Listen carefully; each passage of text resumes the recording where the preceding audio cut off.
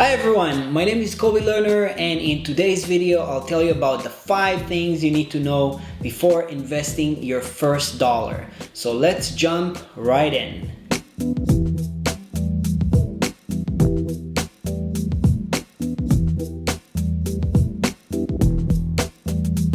The first thing you need to know before you start investing is to pay off any high interest debt.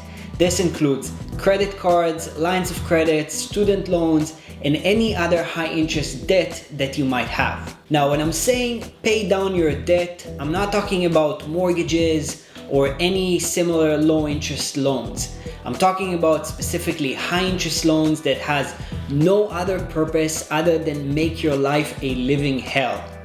Now, the reason why it would make sense to pay down your debt first is that, let's say you have a credit card debt with a 19% interest rate.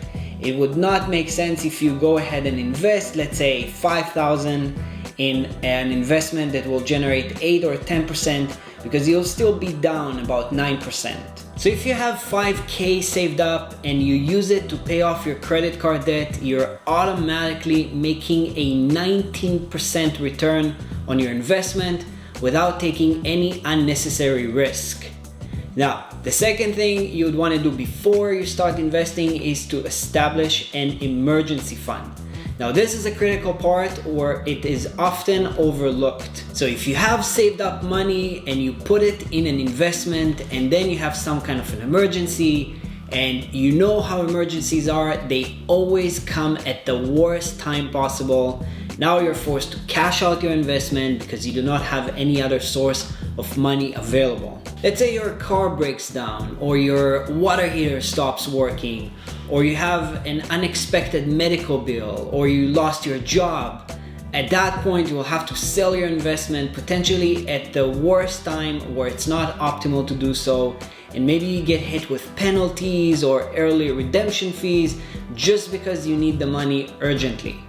Now, this would be very unfortunate because you can potentially lose the money that you invested and maybe even more. So to avoid that, you always want to have at least 3 to 6 months of expenses in cash sitting at a highly liquid and CDIC insured place. The most frequent account used to have as your emergency fund is a high interest TFSA. I will link in the description below some different options for you to choose from. And the third thing you want to do before you start investing is to decide what are your investment goals. Now, think about investing as going on a vacation. You would never take out an Uber all the way to the airport without having your vacation planned out in advance. There are so many types of investment out there. And before you start investing, you really need to know what are you looking to accomplish by investing your money. Are you looking to create income, which means that you would need to invest in something that generates interest or dividends? Or you don't really need the income right now and you're looking to invest in something that will maximize the growth of your investment, and in that case you would have to choose growth stocks or something similar. You would also have to consider your risk tolerance and your capacity to endure losses. Before you start investing, the ideal thing, even though it's not always easy, is to have a vision of your investment portfolio should look like, and then deploy your money into investments that will make this vision a reality. And the fourth thing you must do before you invest in anything is to do proper due diligence.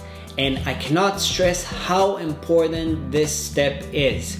Now, I've heard many cases where people hear about an opportunity from friends or neighbors, and then they just go ahead and invest their hard-earned money without understanding anything about the investment or without even doing any type of research about it. And then when they end up losing money, they're mad at the world and they blame everyone when they really should be mad only about themselves for not understanding what they're going into before doing so. So to avoid ending up in this type of situation, make sure to do your research and due diligence, and be sure to understand what you're about to invest in and whether this investment is even aligned with your investment goals and your risk tolerance. And this brings me to number 5, which is potentially the most important one, and that is to diversify your investment. Now, you want to make sure that your portfolio is as diversified as possible, and you want to do it preferably from day one. Now, I know many people would skip this step, saying that first they're gonna start investing and they will worry about diversification in the future once their portfolio becomes bigger. Doing this will lead to an investment portfolio that is most likely be overly concentrated.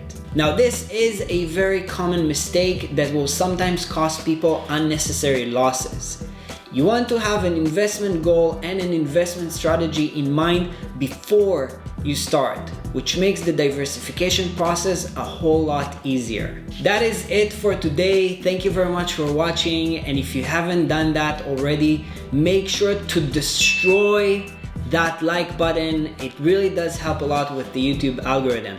And if you want to know more about personal finance and investing, make sure to subscribe to my channel. And lastly, I upload a new video once a week, so make sure to hit the notification bell so YouTube will notify you whenever a new video is uploaded. Thank you very much for watching, and I will see you next time.